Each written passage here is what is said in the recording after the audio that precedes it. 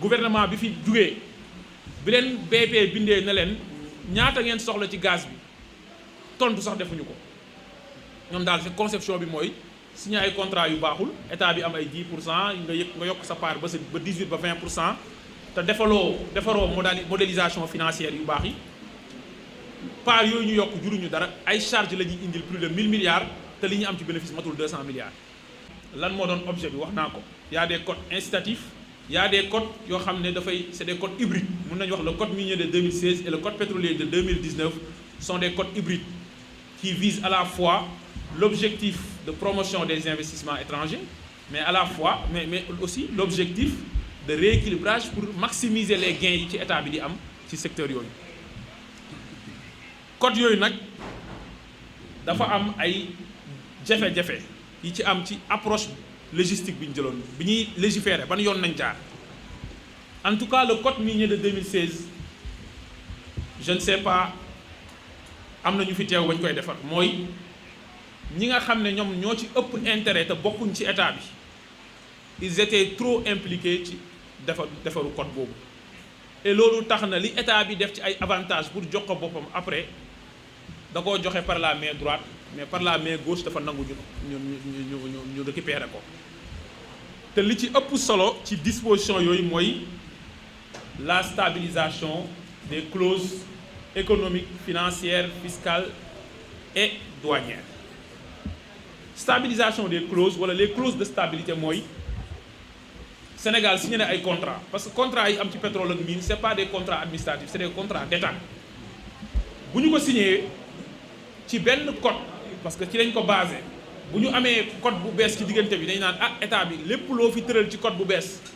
man da nga may sécuriser sama investissement c'est pas soumis en tout cas les dispositions économiques financières douanières et cetera ñu def ci disposition générale boo xam ne en réalité li mu tax mooy li ñu def réforme tax régirul benn exploitation bi fi am loolu c'est extrêmement important parce que après loolu dafa amoindrir dafa réduire les marges de manœuvre yu état bi am les marges de manœuvre loolu moo tax ñun ñu wax ni ñu ngi wax renégociation des conventions ou des contrats mais il faut pas oublier que compagnie yu mag yi fi nekk yépp ci secteur yooyu ñuy wax pétrole bi gaz bi mine bi et cetera surtout secteur minier elles ont toujours pratiqué la renégociation avec l'État doo ci jël contrat bu mag lu dul ne am na 6 7 8 9 11 ba 12 avenants à chaque fois que ñoom am na avantage bu bees bu ñu war a bénéficier dañuy dem waxtaan ak autorités yi pour jëli avantage boobu il y a un avenant qui a été signé dans le secteur minier dans l'or il y a 1 mois ou 2 mois pour yokkal nit 3 ans période d'investissement avantage yi yokku pour moom mu gën a mën a yeggali sa phase de boucler sa phase de développement avant ñuy tàmbali exploitation mais kooku elle négocie et elle a renégocié en fonction de ses intérêts. Alors pourquoi vouloir opposer à l'État du Sénégal qui est parti au contrat la volonté affichée et assumée de renégocier les contrats en fonction de ses intérêts et selon les circonstances du moment. Loolu moo tax la renégociation des conventions bi ñu entamé principal défi bi mooy la stabilisation des clauses parce que clause de stabilité il y a toute une jurisprudence en matière arbitrale ci juridiction yi d'arbitrage lan la stabilisation des clauses di laal est-ce que mën nga xëy ñu ne la dafa am texte bu am ci environnement bi wala lii dañ ko def pour promouvoir le contenu local nga ni damay opposer la stabilisation des clauses dafa am ressort dafa am domaine loo xam ne loolu la stabilisation des clauses di régir am loo xam ne waru ko régir moo waral le premier ministre Ousmane Sonko sur instruction du président de la République a mis sur pied une commission d'examen des contrats conclus dans les secteurs stratégiques au mois d'août 2024 mu am ay commission ya fa nekk di xalaat yan pexe ak yan tëralin nañu war a def ba Sénégal nag gën a gagner ci ay ressources loolu c'est extrêmement important donc si gouvernance législative et réglementaire fi ñu toll ci réew mi actuellement parce que je l'ai dit c'est à la fois descriptif et analytique dañuy wax arsenal bi pour informer pour nit ñi xam yan texte ñoo fi nekk mais dañuy analyser waale dañuy wax yan perspective dañu war a jëm fi ñu jëm mooy examiner contrat yépp te ñu ngi koy def tàmbali nañ ko depuis plus d'un an depuis près d'un an matagu ko sax pour xam yan faay ñoo nekk ci législation bi defar ay cotes yu bees yoo xamante ne dafay gën a défendre intérêt Sénégal tout en promouvant les investissements mooy li premier ministre wax ne ce sera pas un code permissif ce sera pas un code disons répressif donc code bu hybride lay doon donc loolu c'est extrêmement important waaye nag joxe par la main droite récupérer par la main gauche loolu il faut que mu jeex Sénégal moo tax am na ay comités yu ñu teg pour à la fois réviser le code minier le code pétrolier le code foncier le code des investissements le code général des impôts et des domaines qui prévoit des dispositions yi nga xam ne dafay laal secteur yooyu ak aussi le code des douanes donc aujourd'hui tous ces arsenals législatifs et réglementaires quand je parle de code loi yeeg décret d'application yi ci la bokk ñu ngi def la revue de ça donc foofu la réew mi toll parce que encore une fois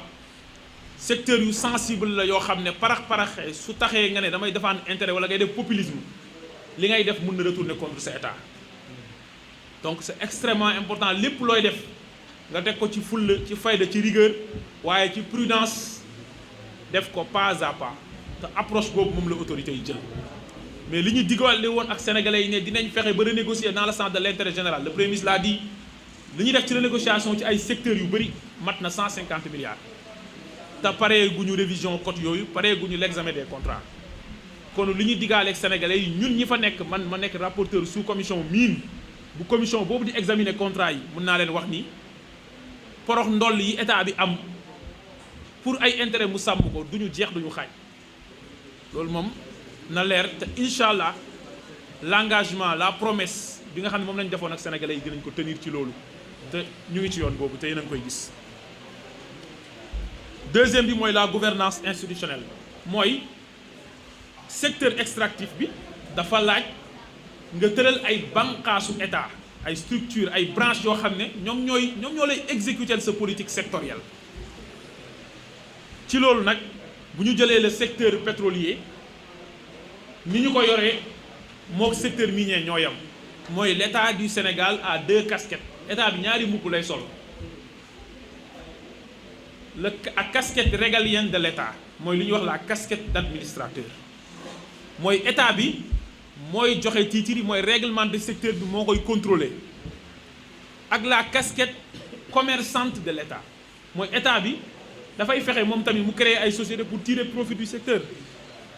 il faut pas se voiler la face ci loolu nag bu ñu jëlee le secteur pétrolier et là je suis encore une fois dans la logique descriptive le président de la République mooy décliner les orientations ku koy jàppale ci déclinaison boobu mooy le COS-Petrogaz nga xam ne comité la bu koy xelal ci tëralin yi mu war a def mise en œuvre bi ñu dénk le ministère de l'énergie du pétrole et des mines mu am ay bànqaas yu tegu ci moom ci biir ministère bi rek moom am na unité boo xam ne da koo dédié à ça muy le GES-Petrogaz loolu mooy état bi buy intervenir en tant que état régalien nga xam ne objectif bi mooy réglementer secteur bi waaye secteur bi ñun réglementé wuñ ko rek la réglementation n'est pas une finalité c'est un préalable pour tirer profit d'un secteur et ci loolu nag secteur bi état bi daf koo maye maanaam dafa teg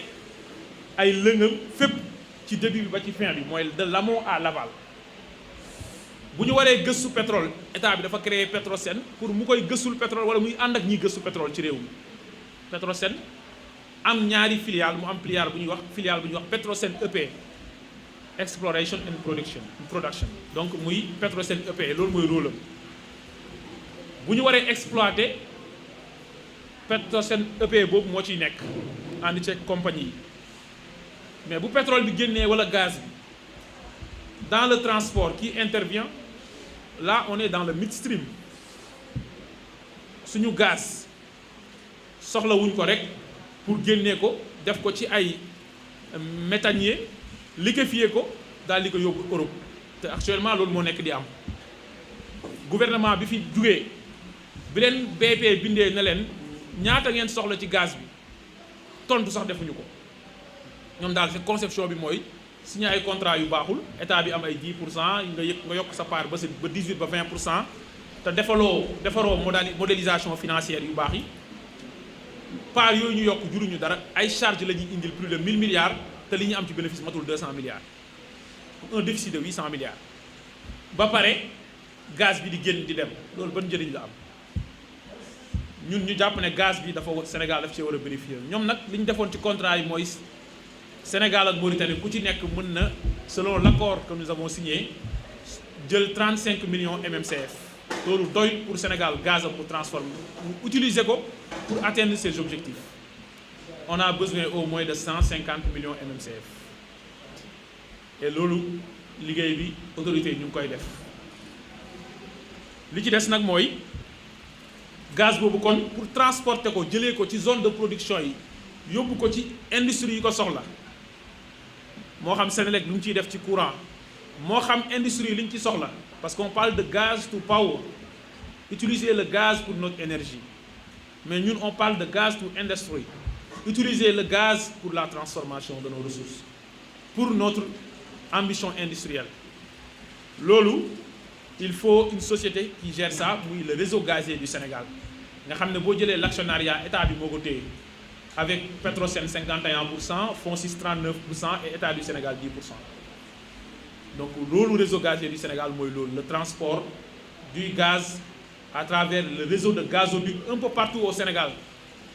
schéma boo xam ne gazoduc yi day dem fépp selon les pôles territoires industrie bi ñu bëgg kon gaz bi dafa war a disponible pour ñun suñu parce que l'industrie mënoo ko def l'agriculture mënoo ko réussir sans la maîtrise de l'énergie énergie bi nag mi ngi fi yàlla baaxee na la gaz yeneen dëkk yi ñu wër ci Afrique de l'Ouest gisoon nañ fi ay dëkk yoo xam ne Nigéria bëri pétrole ba pare te yow mënoo jox nit ñi courant sa dëkk Niger bëri uranium te France plus de 60% électricité mu ngi koy jëlee ci uranium parce que France c'est le nucléaire civil et militaire te yow mënoo jox sa population courant te ressources yi yaa ko moom ñun dañu jàpp ne loolu dafa war a jeex te ci loolu la gouvernement bi nekk bu ñu ñëwee nag ci aval bi mooy transformation ak commercialisation Senelec mooy togg courant bi SAR mooy fournir les produits pétroliers te ñu am fa benn défi parce que bu dee suñu pétrole bii le brut de Sangomar ce n'est même pas rentable pour la SAR parce que ci même prix bi ak yeneen opérateurs yi la ko SAR di amee contrat yooyu dañ koy xoolaat te suñu pétrole la parce que beneen bi mooy pétrole bi ñuy jéggaane di ko indi fii pour raffiner pour fournir le pays en produits pétroliers 3 millions de tonnes la réew mi di utiliser en produits pétroliers aujourd'hui la capacité de raffinage bu SAR am c'est 1,5 million de tonnes c'est la moitié le reste des produits pétroliers muy xam moo xam gaz butane bi ñu utiliser suñu kër yi mooy gaz yi moo xam essence bi la moo xam gasoil bi la moo xam lépp bitume yi ak yi kii di utiliser bateau yi moo xam fuel bi Senelec di utiliser pour togg courant moo xam kérosène bi avion yi di utiliser tous ces produits pétroliers diesel bi lépp 50% yi dañ koy importer donc le projet SAR 2.0 l'objectif mooy atteindre cette autonomie énergétique parce que tey jii bu pétrole ñàkkoon ci àdduna bi wala crise yi am ci àdduna bi tax ba ñu bouleverser wala ñu heurter les transactions maritimes ci àdduna bi ñu ne pétrole mënul dugg ci benn dëkk attention réew mi mënut a toog 20 jours bu toogee 20 jours Sénégal kenn dootul dawal ci oto loolu est-ce que réew moom am na souveraineté énergétique moo tax le taux de souveraineté énergétique dans notre pays est de moins de 25%. ba ci Senelec bii ñuy wax 70% de sa production ay producteurs indépendants la day jënd courant di jaayaat rek moo tax courant cher ci yéen aussi simple moo tax dans la gouvernance institutionnelle en ce qui concerne le secteur des hydrocarbures il convient de mettre le focus sur la souveraineté énergétique il convient de mettre le focus sur l'utilisation de notre énergie pour nos besoins yi ñu am ci dëkk bi. beneen bi ci tegu mooy dans le secteur minier aussi il y a les deux casquettes de l'État. La casquette